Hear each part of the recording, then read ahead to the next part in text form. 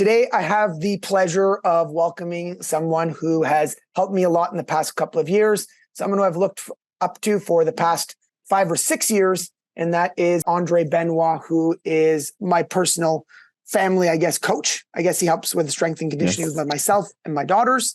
And got to know Andre a little bit more over the past couple of years as he's been in Ottawa, and he's been helping educate me about strength and conditioning. And I met Andre probably about 10 years ago with Charles. And so he taught the course for Charles Poliquin. So I wanted to bring on Andre today because he is probably the most traveled strength and conditioning coach that I've met in my life, right? Obviously, there's ones on Instagram that travel, but Andre's probably been the most traveled and worked with athletes all over the world and been an athlete himself. I'm going to let him go through his bio, but his bio is amazing. I don't think I'll do it any justice if I share it with you, but lots of experience, lots of great information. And the one thing that Melissa, my wife, always says, and my kids, when you train the girls and Melissa watches and is taping videos, she says he makes it sound really easy and the kids can understand everything that he's doing.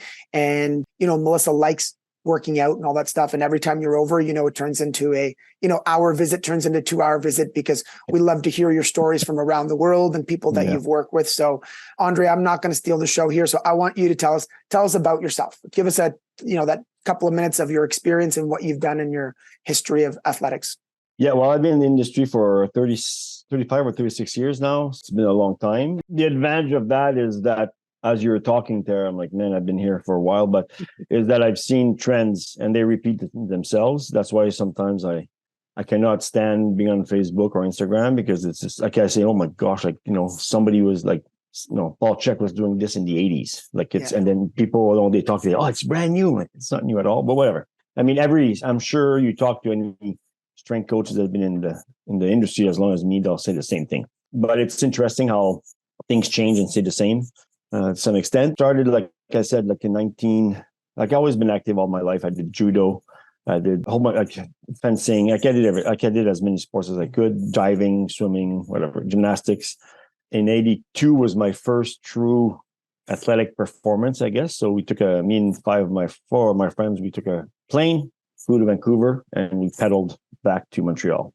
Wow. That was 49 days of cycling and so on. That was awesome. That was my first long athletic event. It was a vacation, but it was physically and mostly mentally demanding. That's a lot of people say, oh, physically must have been so hard. Yeah, it was, but not as hard as mentally, because when you get in the prairies, people say it's the easiest part, it's the hardest because it's wind. If you're in the Rockies, the mountains, at one point it's going to end and then you go down. Okay. The wind, you don't know. So anyway, and then I'm making a long story short here, but 1984, I made the national luge team, trained 4 years. Maybe not horrible way, but not the most efficient way for sure. Got injured and all that stuff. 1988, Charles came in, and then I was studying to be a pilot then. I was going to do nothing with strength training, and then Charles came in and he basically fixed my shoulder that I was supposed to get an operation in. I fixed my back that I was supposed to get my L4, L5 fused. And it's not, has never been, and hopefully it'll never be. But again, I can knock on wood. But it's all through strength training. And then I realized, man, this guy knows something that nobody else knows. And that was the beginning of my journey as a strength coach. And then I became his helper because he needed someone to help with all the amateur sports he had. Because in those days, it wasn't really known. He was with volleyball with Paul Graton. People my age will remember maybe Paul. But he was a star in volleyball in Canada. And he was, world renowned because his athletic performance in volleyball was they were quite fantastic. And the whole volleyball team, whatever. And then I met Glenn Hogue, sorry. Anyway, so I met a whole bunch of people and then I helped Charles training different teams. And then he started giving me teams. And my first team was the Alberta Alpine ski team. So I trained them and then I've learned to write program through that. Then I helped him coach, Al McInnes and Gary Roberts and a whole bunch of people that were well known then. They were big stars. Then that put him on the map. And then he started his business, Poliquin Institute for Strength Conditioning, PICP. Anyway, so international program. But anyway, so I started, and then he basically, long story short, again, he called me. He says, Andre, I want you to standardize all my courses. So myself, John Connor, and Owen Lacey, we sat down, standardized all the PICP courses. We built them up. And then, then 2010, I went on my way. Charles went his way. That's a whole 3 hours of story right there, but I'll keep it there. And then I've been coaching myself, fleets from NFL, CFL, NHL hockey players like Eric Brewer, Scott Ferguson, Nolan Baumgartner. They're people that, and that was, I will actually say that when I had Eric, Nolan Baumgartner, Scott Ferguson, those guys were probably, I had 4 of those guys, and I had my hockey players with my speed skating girls, and those were probably the best years of my life. And then we had this unbelievable group of people, of coaches in Calgary that, their ego was not there. We were all working together, and it's about a 5-7 years of really, like, I look back now, that was probably the heyday of how fun it was to work with them. Anyway, 2019, I got a call from CANSOFCOM, the Canadian Armed Forces, Special Forces, and they asked me to work with them to create a high-performance training center. I did that, and after 2 years, the contract was done. Then I started again. I'm semi-retired now, so I don't have a gym anymore. I love to teach. I'm teaching. I started teaching in 1989 with Charles, and I haven't stopped since. And that's my passion there with building knives and axes, but that's a different thing. I think my passion is really in teaching. I think you're a little bit modest that you went to the Olympics twice yourself. I think. I forgot to mention that. Yes, I made the national. To mention the fact that you've been to the Olympics twice yourself. You're an Olympic athlete and have coached many athletes to the Olympics to reach their dreams. So I thank you for, I think you're a little too humble on that one, Andre. No, it's just because there's a lot of stuff in 36 years exactly. But I did. So I was on the national luge team from 84 to 1992.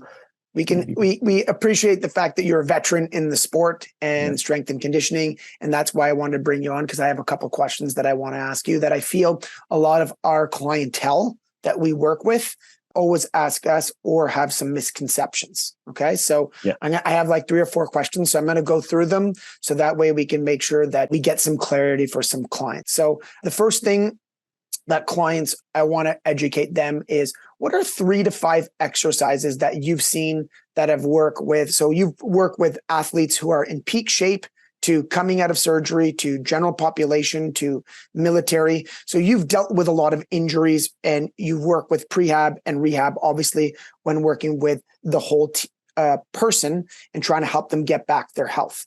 What are 3 to 5 exercises that you've used that you've seen give really good return in terms of helping the client get back their mobility and their strength? 20 years ago, I would have given you exactly the exercise, but now it all depends on the type of injury or where they're at.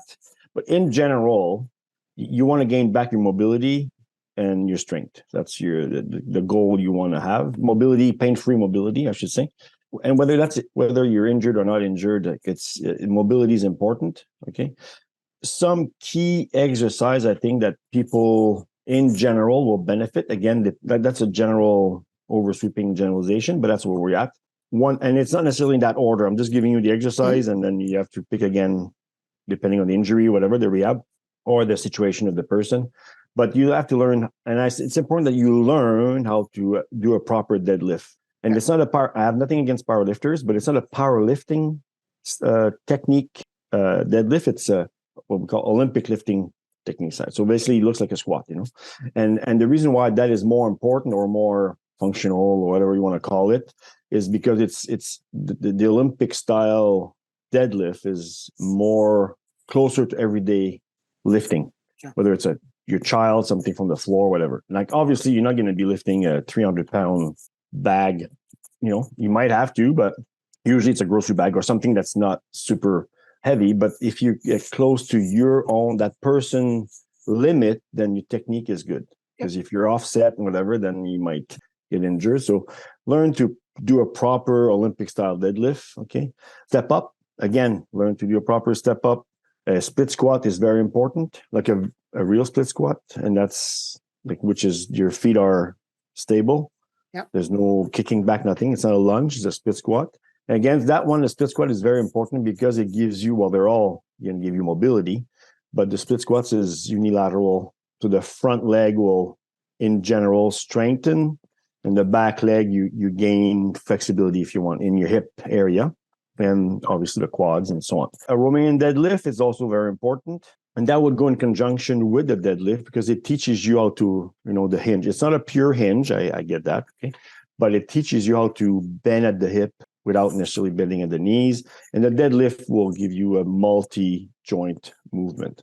So those two really complement each other, as will the step up and the split squat. Okay.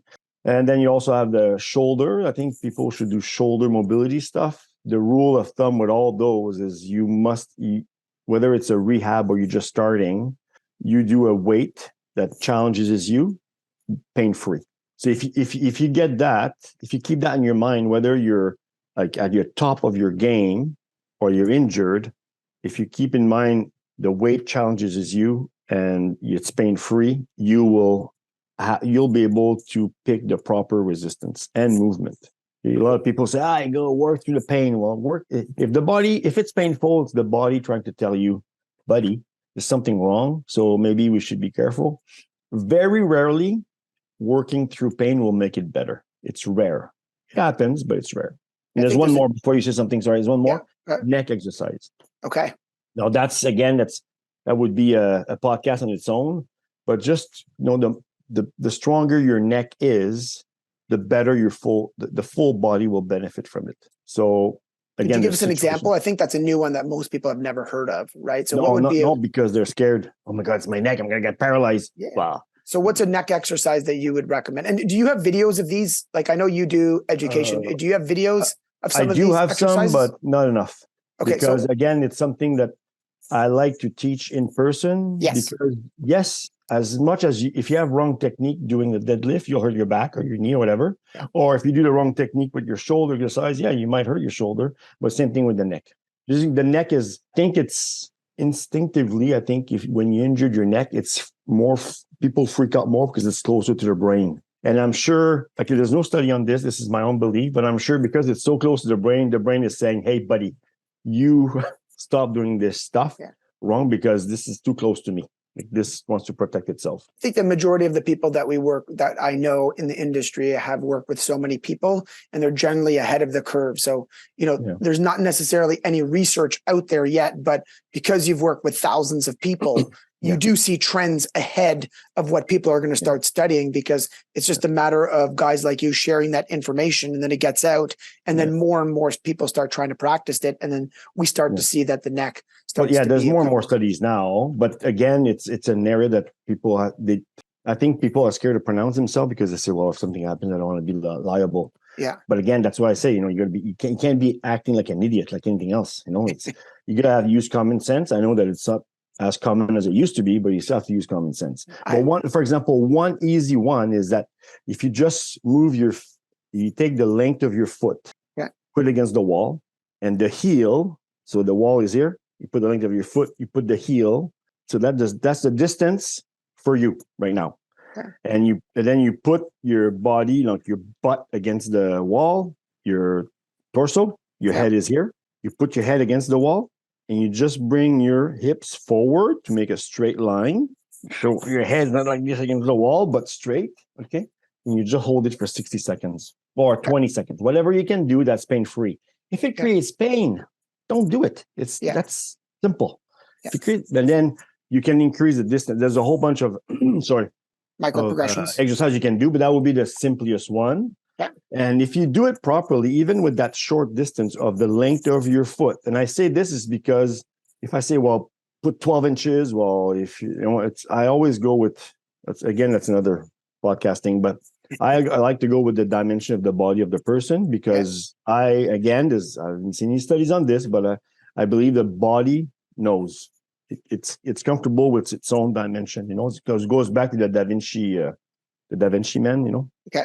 Yeah. That's what happens when you're doing this for 36 years. You have a whole bunch of stuff that goes back. But if you do this, I think it's a really good exercise to start with. And most people, they do this for 60 seconds. They stand up and they feel literally 3-4 inches taller. So, and again, it's only because you're training your erector spinae, including so the deadlift will train everything, even the neck.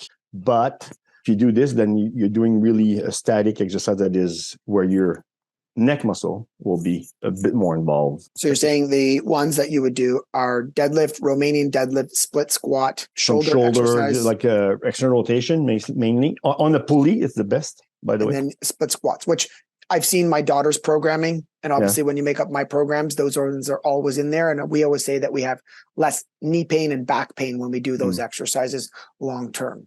So those are 5 exercises. And then so another one that a question we get, and sometimes we have questions about, is strength training itself. I think that even when you were training me, you noticed I was making a mistake. And a lot of our clients think that strength training is, I did 5 pounds for, 30, 40 reps, right? But there's no tension. And I think that you caught me, you said, Harry, when you're doing a lift and it takes you more than 4 seconds to push it, that's kind of when you know that you're at true failure, unless that's the tempo that you're practicing. Right. So so for our clients who are working out at home and doing stuff, and they're, sometimes people get frustrated. They're like, I'm not seeing results, or my weights aren't going up. What is that tool that you taught me? How is that going to benefit them? So if you can explain what you taught me, that you noticed that when I was doing the lift, I wasn't going to true failure. And I think all my lifts went up by 15 pounds, within that cycle, because you caught me saying, no, Harry, like true failure is there. And I'm like, okay, now I know the cue. So can you explain that cue for everybody else so they can hear it from you? Yeah. So there's a few things that we have to explain. First of all, this works with a tempo. So a tempo is a time of contraction.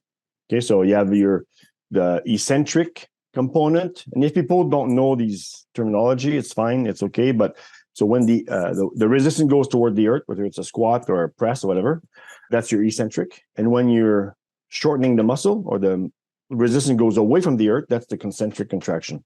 And you have more than this, but whatever for now.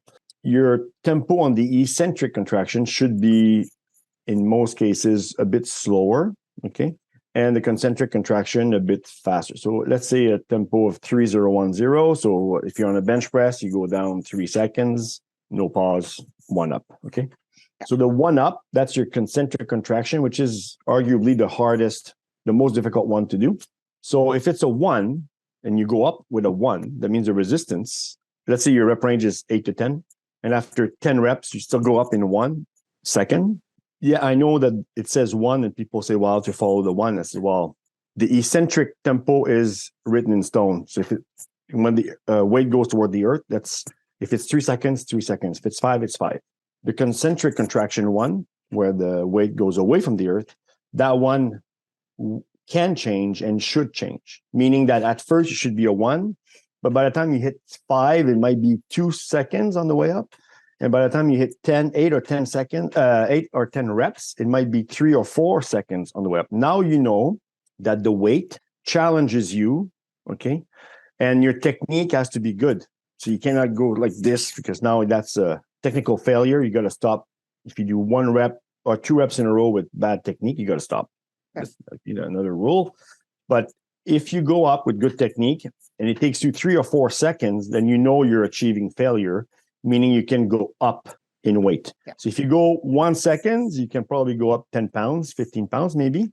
But if it takes you 4 seconds to go up, well, increase by 1 or 2 pounds. Okay, so that's what people have to think. But yes, so the concentric tempo, concentric time of contraction will tell you if it's a good load and by how much you should increase. Because I think most people are using the same weight. Yes.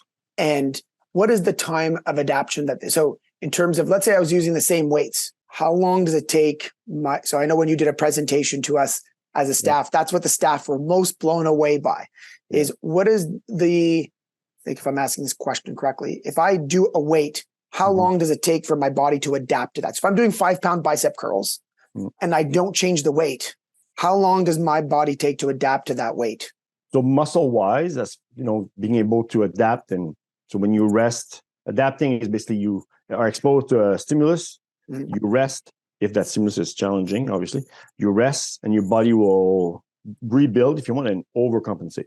So that can happen within hours or days. Okay. And then, so that's why from one workout to the next workout, you should be able to improve. So meaning you should be able to either lift the same weight for more reps. So let's say you 8 to 10 is your rep range. You died at 8 reps the first workout. Well, then the second workout, you should be able to do the same weight for 10 reps. Or if you did 10 reps, but you were struggling, then you should be able to do a little bit more weight for 10 reps again. So that's how you measure so it's your volume. So your reps times the load you lifted will give you your volume for the workout. So your volume should increase from at least one session to the next. Some people, because the nervous system kicks in, like again, we can go on deep down the rabbit hole here, but they will improve from one set to the next, which is also very normal. So they should be looking to try to increase their weight or the volume, right? And I think if you do, with proper techniques. If you do 10 reps with a weight, with proper technique, well, the following set increase. Or at least the following workout for crown out increase. And you don't have to increase by 50 pounds.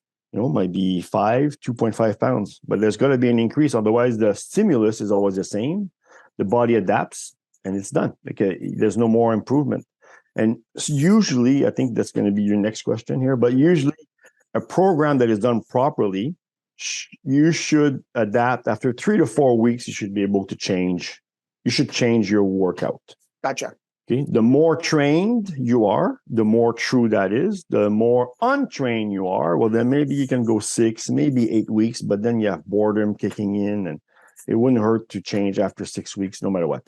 So what would be some of those markers that clients should be looking for that are predictors of saying, okay, it's time for change? Could that be like elbow stagnation injury? You should record everything. Yes. And when you see that your weight does not increase, like very little, sometimes it even decreases, change workout. Gotcha. And that just could be changing the exercise, right? So let's say they're doing, hammer, like let's say they're doing push-ups, they can move to chest press, right? It doesn't mean you have to change the workout itself. It means changing of the exercise. So, So technically or theoretically, what we've learned in the 80s, which is still good today, believe it or not, but what you go to university in kinesiology, you need to change one, and Charles was saying this all the time also, you need to change one parameter. Okay. After either the exercise is probably one of the best one, either the exercise, the number of set, or the number of reps. Okay. If you change just one, especially at the beginning when you're untrained, if you just change one, it's enough to change the stimulus and the body should adapt. Okay. So what are some of the benefits that you've seen with some of your clients long-term that they've given you feedback from strength? Like, because a lot of people are, cardio, they try to do, they want the burn, right? Yeah. And so obviously you have helped those people change their mindset, but also you've put them through the programs to say, here's the benefits from strength and conditioning. What are some of the benefits that they have given you feedback that when they've made the change from just trying to burn that with that cardio or that HIIT style of training to actually doing strength training? What are some of the benefits that they have told you that has helped their total quality of life, right? Because really that's the goal, right? We know strength training is one of the best ways to change quality of life. What are some things that they've told you that they've been able to do or gotten back when they switched from, HIIT training to cardio training to strength training? What are some of the benefits that they've told you? Well, the number one thing is that they are surprised how much strength benefited them way more for their long cyclic work. So, for example, runners. Mm-hmm. I've had a few runners in my life that come, like I'm talking about the half marathon guys or ladies and marathon or triathlete. When I stopped, I said, especially this one lady, Nancy, I said, okay, you're not running. And she had a half marathon. She goes, well, why? Because you know how to run, because you run. So we don't need to work on your technical aspect. And my belief is that there's your technical will match your strength. And then when that is matched, you got to increase your strength to be able to be technically more sound or more fast and so on. So this is, again, that's my own way of thinking. But all I did with her basically is 6 months of strength training. And then we started her a month before she was running. We started her slowly back on running. And she beat her PB by minutes, like for a half marathon. And she said, my knee pains only happened on the last knee. It was not even pain. It was just knee. She could feel her knee. Yeah. But it was more of a discomfort, not pain, where before she always had pain. And that's just strength. So the strength will allow you to have a bigger, longer stride, a bit faster sequence, more muscle mass that can absorb the impact on the ground and so on. So there's a whole bunch of benefit that happens from getting, and What that's you're true for saying all is, sports. sorry to cut you off, but so strength leads to less pain, Yes. right? If it's built properly, if it's Yeah. done properly, yes. Gotcha. 100%. So if someone learns how to strength train, they can have less joint pain, less knee pain for their everyday activities, and B, for their extracurricular activities, whereas they think that they need to focus on cardio or endurance, but actually taking a step back and periodizing a program properly will give them the benefit to be able to give them less pain and more strength in that specific activity that they're doing, right? Yeah. But like I said, in my class, I teach, and I'm not the one who invented this, is Dietmar Schmidblacker. He did a few things. Like one thing he always brought up is strength is the mother of all qualities. But when I teach, I always tell people, when in doubt, you're not sure what to do to make that athlete better. If you just make them stronger, they'll be better. It's guaranteed, 100%. So just make them stronger, and then you can do your research the next year or two, whatever, make it more perfect. But when in doubt, strength. That's my last question is I think that with the holidays coming up, one thing that a lot of people do in December is they gain that 5 to 10 pounds. Yeah. Now, our goal is that we want to educate clients that that's not a good thing. So I'm going to ask you, what is something that you have seen in some of your athletes and some of your general population that when they have gained 10 pounds of fat, right? What are some of the things that you have seen happen to them when they've done that in terms of in your world, what do you see happens? It depends. With athletes, it's not so bad because because they have muscle memory, they're efficient, so they can lose the weight a bit quicker. Uh-huh. But it's still you still have to. It's a bit of a step back, yes. But with the general population, because they don't have the same amount of muscle mass, then because you increase your fat, it changes. There's a whole bunch of change hormonally and psychologically and so on that happens that it might not be good. And if it's 10 pounds of new fat, that's the worst, because now your body is above and beyond what it's used to. And it's going to take you a lot more work to be able to lose that fat. But if you were a bit, dodu, like we say in French, a little bit more round, you lost your weight, it took you 2 years, you lost the weight, and you gained 10 pounds. Well, again, it'll be easier for you to lose it. Okay. It's when it's new fat. What I call new fat is you were never 220. You're always 205 or 210. And also you're 220. Well, that's not good. Because now your body had to change everything to store that fat. So it's a lot of mechanism that's happening. That's, again, it's longer. Does it mean you're screwed? Well, you're screwed only if you do nothing and get more. But you can go back to the way you were. But if you can minimize, it's Christmas. I used to be very like don't gain that. But now, it's Christmas. So enjoy life, but be aware that, maybe one piece of pie is enough, not three. I think we can agree that 1 to 3 pounds we know is just going to be water retention, inflammation from the holidays. But when you're gaining back 8 to 10 pounds, that's a lot of work and a lot of effort to get back. So, the real message, just don't quit, right? Exactly. You can still have fun, but it's like you said, you change the mechanisms, you're putting on new fat, which is then going to change your hormones, and it's going to take double the work to lose it. Versus if you say no 10 times in a month, that's way easier than having to spend times going back into the gym and the psychology behind it. What is one thing that you would say? I know that you just recently celebrated a birthday. Yes. And what's one thing that you would say that, as you being an ex-pro athlete, working with athletes and working with Jump Up, what's 1 to 2 things that you would give as a recommendation to everybody when it comes to health? Like, what's your 1 to 2 things? If I said, Andre, what is the one thing that I should do based on your experience? What would you tell me? Or to be healthier, or to what's the number one tip?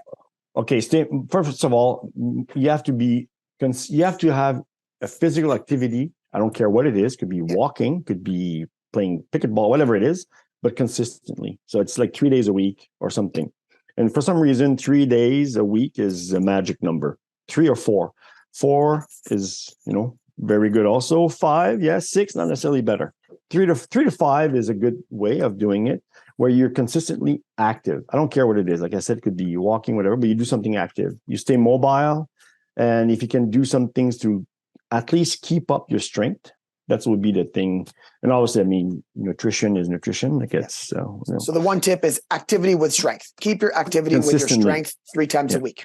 Gotcha. Yeah. I know that you have I know that me and you talk about social media a lot, and we talk about different things, but who are 2 or 3 people that you would recommend for people to follow, that you actually like their education, you've seen it work, and you've met them and you know they walk the talk, right? Because me and you talk about, how people just recommend it, but they don't do it. Who are 2 or 3 people that you actually know walk the talk, seen their stuff work, and have heard from their clients their stuff actually works?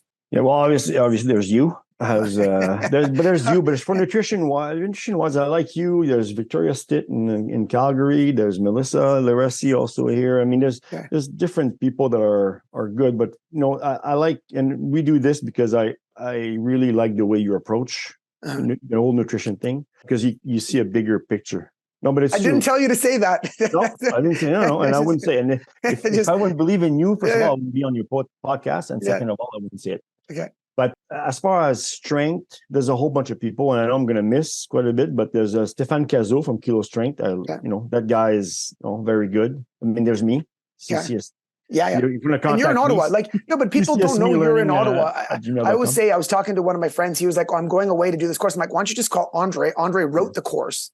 You just don't realize it. And then he had you come in, do an intern with them. And it was amazing. And there's no traveling. And you're here coaching people. I mean, you help me learn. You're helping my kids. And you're here. So I think it's great. So yes, it's okay. You can. I've always told you, I'm like, it's okay. You should tell people more about your accolades. Right. And I also have a course on my website. That's cdncsr.com. Okay. Let's go there. But if you want to contact me, just go ccsclearning@gmail.com, write me an email and we'll go. Okay. But there's Stéphane Cazot, like I said, I really like the way he thinks. It's no nonsense. He's great. There's Tom Crudgington from England. He does all kinesthetics, like all body weight stuff. He used to be a huge on strength training, and then he turned everything with. What was the name of that person? Tom Crudgington. He's got body development. Okay, great. Google that. He's fantastic. There's that guy, Lane Norton from BioLane. Again, I don't agree with everything they all say, but at least what they're saying is it makes sense, and that's what I want. Okay, Matt Nichols, he's in Toronto. Yeah, really good. Obviously, Ken Kanakin, like his Swiss Symposium stuff, unbelievable. Okay. By far the best I've seen in the world so far. There's John Connor, Owen Lacey in Ireland, and I know I'm missing a lot. Yeah, that's fine. That's okay. Those are the guys that are grown, and they stay true to what the true common sense of strength training. There's no bullshit, because a lot of stuff is money making now. Well, that's great. Well, thank you for coming on, and we will share all of the links to your stuff as well as all the people that you've talked about. And I want to thank you for coming on. I know you've helped me out a lot. You help out my children a lot. And I wanted to make sure that, you have lots of wisdom and knowledge. And I appreciate that, because it's actually real world experience that we need to hear more about, of what happens in the trenches. And hopefully we'll bring you back on again. Okay. Well, thank you very much, Harry. And I truly appreciate you and what you do for the world of health and fitness in this country. So thank you very much also. And I'm not saying this is not a freebie. If I say it's because I believe it. Thank you very much. Okay. Okay. Bye-bye. Take care. Bye-bye. Bye-bye.